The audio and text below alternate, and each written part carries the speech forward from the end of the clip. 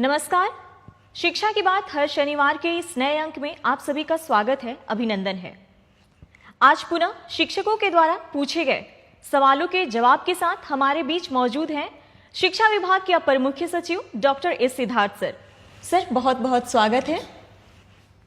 Sir, आज का जो सबसे पहला सवाल है कृष्णा कुमार टीआरई 3 मोतिहारी पूर्वी चंपारण से।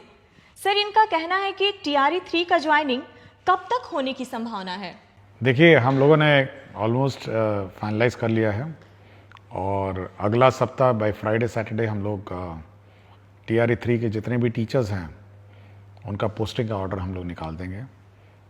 मुख्य रूप से हम लोगों ने पोस्टिंग में यह ध्यान रखा है कि जिस विद्यालय में टीचरों की कमी है, जहाँ पे बच्चे ज़्यादा हैं और टीचर्स कम हैं, वहाँ पर उनका ज्वाइनिंग होगा ताकि पूरे राज्य में जितने भी स्टूडेंट टीचर रेशियो है विद्यालयों का वो बराबर हो सके। तो अगला सप्ताह बाय फ्राइडे सैटरडे हम लोग टीआरई 3 का पोस्टिंग ऑर्डर्स निकाल देंगे और सभी टीआरई 3 के जो टीचर्स हैं वो मंडे से अपने स्कूलों में ज्वाइन करेंगे। सर, अगला सवाल केशव कुमार, विशिष्ट शिक्षक, बुनियादी विद्यालय बखरी मुरौल मुजफ्फरपुर से है। सर, इनका कहना है कि माननीय मुख्यमंत्री जी के द्वारा बैकलेस सैटरडे की शुरुआत की गई थी। बैकलेस सैटरडे के अंतर्गत प्रत्येक महीने के लिए कुछ खास विषय वस्तु निर्धारित किए गए थे। उस विषय वस्तु से संबंधित मार्गदर्शिका सभी विद्यालयों के पास उपलब्ध होना था, परंतु बैकलेस सैटरडे की मार्गदर्शिका आज तक किसी भी विद्यालयों में नहीं पहुंच पाई है, जिसके कारण विद्यालयों में शनिवार के दिन सुरक्षित शनिवार की गतिविधि के अतिरिक्त बैकलेस सैटरडे की किसी भी गतिविधि का क्रियान्वयन एवं अनुश्रवण नियमित रूप से नहीं हो पा रहा है। इसके बारे में आप कुछ कहना चाहेंगे सर? देखिए, बैकलेस सैटरडे 2000 इसका उद्घाटन हुआ था और उस वक्त गाइडलाइंस इशू हुई थी और वेबसाइट में, जो एससीईआरटी के वेबसाइट में इसकी कॉपी रखी गई थी। लेकिन इसके इतने साल बाद फिर हम लोग अब इसको फिर से इसका अपडेशन कर रहे हैं, क्योंकि सैटरडे में हम लोगों ने बैकलेस सैटरडे के अतिरिक्त बहुत सारे एक्टिविटीज़ और भी नए जोड़े हैं, जैसे स्किल ट्रेनिंग है और अन्य जो स्पोर्ट्स है और अन्य बहुत सारी गतिविधियां हैं जो हम लोगों ने सैटरडे में जो रेगुलर पढ़ाई के अतिरिक्त जो जो किए जाने हैं बच्चों को, वो सारे कार्य हम लोगों ने सैटरडे को रखे हैं। हम लोग उसको घंटावार भी उसको निर्धारित कर रहे हैं और अब बैकलेस सैटरडे का जो नया करिकुलम है वो अगले हम लोग कोशिश करेंगे कि अगले 10-15 दिनों में एक रिवाइज करिकुलम हम लोग इशू करेंगे और ये वेबसाइट में देखा जा सकता है और हम लोग पीडीएफ में भी इसको सर्कुलेट करेंगे। देखिए, प्रिंटिंग हम लोग यूजुअली नहीं करते हैं क्योंकि समय समय पे परिवर्तन करते रहते हैं। हम चाहते हैं कि ज़्यादा कागज़ का बर्बादी ना हो, इसलिए वेबसाइट पे इस गाइडलाइंस को आप देख सकते हैं। 10-15 दिन बाद इसको बैकलेस सैटरडे 2025 गाइडलाइंस के रूप में इसको निर्गत किया जाएगा। सर, एक धीरज कुमार शिक्षक यूएमएस सिलौट भभुआ से है। सर, विद्यालय में त्रैमासिक परीक्षा की शुरुआत के लिए आपका हृदय से आभार करते हैं। सर, इनका कहना है कि जिस तरह शिक्षकों के लिए टीचर ऑफ द मंथ की बेहतरीन शुरुआत आपकी पहल से हुई है, ठीक इसी तर्ज पर स्कूलों में बच्चों के मंथली टेस्ट के बाद आपके माध्यम से प्रत्येक माह 5 या 10 विद्यालय के प्रधानाध्यापक के साथ वीडियो कॉल या कॉन्फ्रेंस कर बच्चों को प्रोत्साहित किया जाए तो बच्चों को बहुत खुशी मिलेगी। प्रधानाध्यापक प्रशस्ति पत्र देते हुए स्कूल के नोटिस बोर्ड पर चयनित बच्चे का नाम प्रदर्शित करते हैं, इससे विद्यालयों का मनोबल बढ़ेगा। देखिए, हम लोग जो टीचर्स ऑफ द मंथ है वो हर महीने हम लोग इवैल्यूएशन करते हैं और हर महीने हम टीचर्स ऑफ द मंथ का हम लोग सर्टिफिकेट इशू करते हैं और हम लोग यह भी कोशिश कर रहे हैं कि टीचर ऑफ द मंथ के जो टीचर्स हैं उनके साथ वीडियो कॉलिंग करके, वीडियो कॉन्फ्रेंसिंग करके हम उनसे फीडबैक लेंगे। हम लोग ये व्यवस्था शुरू करने वाले हैं और जहाँ तक स्टूडेंट्स की बात है, हमारी ये उम्मीद है और आशा है कि जो स्टूडेंट्स हैं उनका जो परीक्षा का रिज़ल्ट है या परीक्षा में जो मार्क्स आता है और उनके जो स्कूल में उनका टर्नआउट है, यूनिफॉर्म है, डिसिप्लिन है, उसके आधार पर स्टूडेंट ऑफ द वीक वो अपने नोटिस बोर्ड में डिस्प्ले करें। ये हम लोग चाहते हैं और ये अच्छा सुझाव है। हम लोग इस संबंध में गाइडलाइन जारी करेंगे कि student of the week display करेंगे और उस बच्चे को मतलब उस सप्ताह के लिए बैच भी उपलब्ध कराएंगे स्टूडेंट ऑफ द वीक। और ये सुझाव के आधार पर हम लोग अब आगे की कार्रवाई करेंगे और मैं इनको धन्यवाद देता हूं कि स्टूडेंट के संबंध में इन्होंने जो सुझाव दिया। सर, अगला सवाल कुमारी निधि नया प्राथमिक विद्यालय सुहागी किशनगंज से हैं। इनका कहना है कि मेरे विद्यालय में बाउंड्री नहीं है, जिस कारण आवारा पशुओं का डर बना रहता है। सर, विद्यालयों में बाउंड्री बनाने के लिए विभाग कुछ सोच रहा है क्या? देखिए, हमने 2 दिन पहले गाइडलाइंस हम लोगों ने इशू की है, जिसमें सभी हेडमास्टर से हम लोगों ने मांगा है कि आपको विद्यालय में क्या चाहिए। उसमें हम लोगों ने बाउंड्री की लंबाई कितनी टूटी हुई है, कितना ऊंचा करना है और कितना बाउंड्री बनाना है, यह भी मांगा है। और हम लोग मई महीने में इस पूरे राज्य में जितने भी स्कूल्स हैं उनके बाउंड्री का सैंक्शन कर देंगे, उसके एडिशनल क्लासरूम का सैंक्शन कर देंगे, टॉयलेट्स का कर देंगे और इसके लेबॉर्ट्रीज, लाइब्रेरी, जो भी बिल्डिंग है वो सब कर देंगे। और साथ ही साथ हम लोग ने फर्नीचर का शॉर्टेज है उसको भी हम लोग पूरा कर देंगे। तो ये सारा सैंक्शनिंग जो है, जो सैंक्शनिंग जो स्वीकृति है, वो हम लोगों ने टारगेट किया मई फर्स्ट वीक में। उसके बाद इसकी आपूर्ति की प्रक्रिया जून, जुलाई, अगस्त तक ये हम लोग का लक्ष्य है कि जुलाई से पहले ये कम से कम सारी चीज़ें बन जाए। सर, एक आशीष कुमार गौतम जी हैं, विद्यालय अध्यापक उच्च माध्यमिक विद्यालय माधोपुर मनेर पटना से। सर, ये कहते हैं कि बिहार बोर्ड 10वीं और 12वीं का परिणाम देश भर में सबसे पहले जारी कर एक कीर्तिमान बनाता है, लेकिन 10वीं के रिजल्ट के 1 महीने बाद 11वीं में प्रवेश प्रक्रिया शुरू किया जाता है, जो लगभग जुलाई तक चलता है, जिस कारण बच्चे काफी समय विद्यालय से दूर रहते हैं। सर, जिस तरीके से शिक्षा विभाग कक्षा 1 के लिए नामांकन अभियान चलाती है, क्या उस तरीके की कोई ऐसी व्यवस्था हो सकती है जिससे मार्च में परिणाम प्रकाशित होने के तुरंत बाद 11वीं के प्रवेश प्रक्रिया शुरू कर अप्रैल द्वितीय सप्ताह से कक्षा आरंभ किया जा सके तथा पूरी प्रवेश प्रक्रिया अप्रैल अंत तक समाप्त किया जा सके? देखिए, हम लोगों ने अभी हम लोग पहले डायरेक्टर सेकेंडरी को यह निर्देश दिया है कि वे गाइडलाइंस निकालेंगे और जितने भी 10th पास हैं वो प्रोविजनली एडमिट हो जाएंगे 11th क्लास में उनके अपने पंचायत में, क्योंकि हर पंचायत में अब हाई स्कूल है। तो प्रोविजनली सभी को एडमिशन करके क्लासेस स्टार्ट करने का मैंने निर्देश दिया है।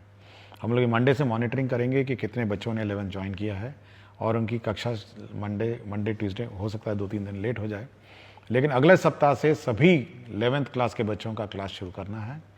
यदि किसी बच्चे को कोई और स्कूल स्थानांतरण करना है या टीसी लेके किसी अन्य स्कूल में दाखिला करना है तो उसकी प्रक्रिया अलग है, किंतु प्रोविजनली सभी लोग अब 11th क्लास जो है अपने ही पंचायत में इमीडिएटली अगला सप्ताह ज्वाइन करें और अपने क्लासेस शुरू करेंगे। सर, रश्मि बाला बरनवाल विद्यालय अध्यापक उच्च माध्यमिक विद्यालय सुपौली पचरुखी सिवान से हैं। ये कहती हैं कि अंग्रेजी विषय को 9वीं और 10वीं में भी अनिवार्य किया जाए। इन स्तरों पर अंग्रेजी सीखने और अध्ययन करने के लिए छात्रों को आकर्षित करना कठिन है, जिसके कारण उच्चतर माध्यमिक स्तर पर अंग्रेजी में खराब प्रदर्शन होता है, क्योंकि उन्हें अंग्रेजी समझने में वास्तविक कठिनाई का सामना करना पड़ता है, जो पहले से ही दूसरी भाषा है और उन्होंने इस कक्षा 10 तक गंभीरता से नहीं सीखा है। देखिए, हम लोग इस बार 9th, 10th, 11th, 12th में बुक्स, बाइलिंगुअल बुक्स हम लोग लाइब्रेरी में उपलब्ध कराएंगे। सारे बुक्स 2 भाषा में होंगी, एक हिंदी में और अंग्रेजी में, और एक ही किताब होगी, एक तरफ हिंदी रहेगी, एक तरफ अंग्रेजी रहेगी। हमारी कोशिश है कि जो बच्चे हैं वो जब हिंदी पढ़ रहे होंगे उसका अंग्रेजी रूपांतर भी साथ ही साथ पढ़ेंगे, और हम लोग अच्छी संख्या में उपलब्ध कराएंगे किताबें, और कोशिश करते हैं कि बच्चे 9th, 10th, 11th, 12th जो हैं वो दोनों भाषाओं में पढ़ें और धीरे धीरे वो माइग्रेट करेंगे और अंग्रेज़ी के टेक्स्ट को समझने की कोशिश करेंगे, ताकि हायर एजुकेशन में जो भाषा में वो हायर एजुकेशन प्राप्त करना चाहते हैं उसमें उनको सहूलियत मिले। सर, अगला सवाल रंजीत कुमार प्राथमिक विद्यालय कन्या लक्ष्मीपुर रोसड़ा समस्तीपुर से है। कहते हैं कि हमारे विद्यालय के एक ही कैंपस में 4 प्रारंभिक विद्यालय संचालित हो रहे हैं। सभी को मर्ज कर देते तो पठन पाठन में सहूलियत होती। चेतना सत्र एवं अन्य विद्यालय गतिविधियां साथ साथ संचालित होने से बच्चों को परेशानी होती है। इसके संबंध में कुछ कहना चाहेंगे? देखिए, हम लोग बहुत स्पष्ट डीओस को कह चुके हैं कि जो स्कूल्स आपके एक ही परिसर में हैं उसको आप मर्ज करिए और सभी पठन पाठन कार्यक्रम इंटीग्रेटेड चलाइए। ये हम लोग पहले भी बोल चुके हैं और हमको जानकारी है कि ऐसे बहुत सारे कैंपस हैं जिसमें 2 स्कूल चल रहे हैं, 3 स्कूल चल रहे हैं। तो सभी लोग इंटीग्रेटेड रहें, एक ही कैंपस में रहें। अब ये संभवतः 3 हेडमास्टर होंगे तो वो हेडमास्टर अपना अलग करना चाह रहे हैं, दूसरा हेडमास्टर अपना अलग करना चाह रहे हैं, तीसरा हेडमास्टर अलग करना चाह रहे हैं। तो हम लोग कोशिश करेंगे कि सभी को मर्ज करके एक ही यूनिट बने, एक ही तरह चेतना सत्र बने और एक ही तरह सभी कार्रवाई करें। हम लोग नहीं चाहते हैं कि एक ही कैंपस में 3 स्कूल अपने अलग अलग चलते रहें। सर, एक नीलमणि प्रताप शाही उच्च मध्य विद्यालय कोडरा हाथा हथुआ गोपालगंज से हैं। ये कहते हैं कि ई लॉट्स शिक्षकों और अभिभावकों के लिए एक ई लाइब्रेरी है जिसमें कक्षा 1 से 12 तक के सभी पाठ्य पुस्तक उपलब्ध हैं, परंतु वर्तमान समय में यह प्ले स्टोर में उपलब्ध नहीं है।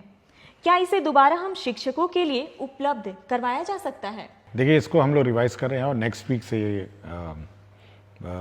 ऑन हो जाएगा। मुझे जानकारी देने के लिए मैं इनको धन्यवाद देता हूँ।